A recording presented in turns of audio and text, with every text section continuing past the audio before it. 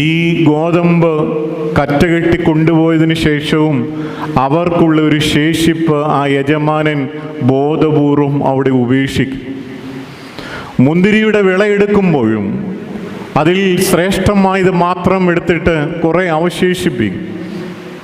അതൊരു സോഷ്യൽ കമ്മിറ്റ്മെൻറ്റിൻ്റെ ഭാഗം. അതേ അനുഭവമാണ് കർത്താവ് ഇവിടെ പങ്കുവയ്ക്കുന്നത്.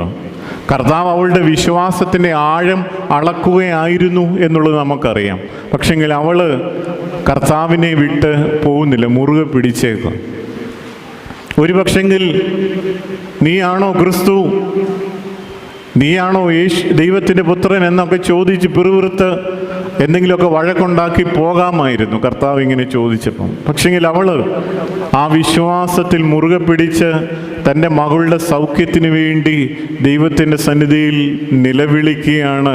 വിശ്വാസത്തോടെ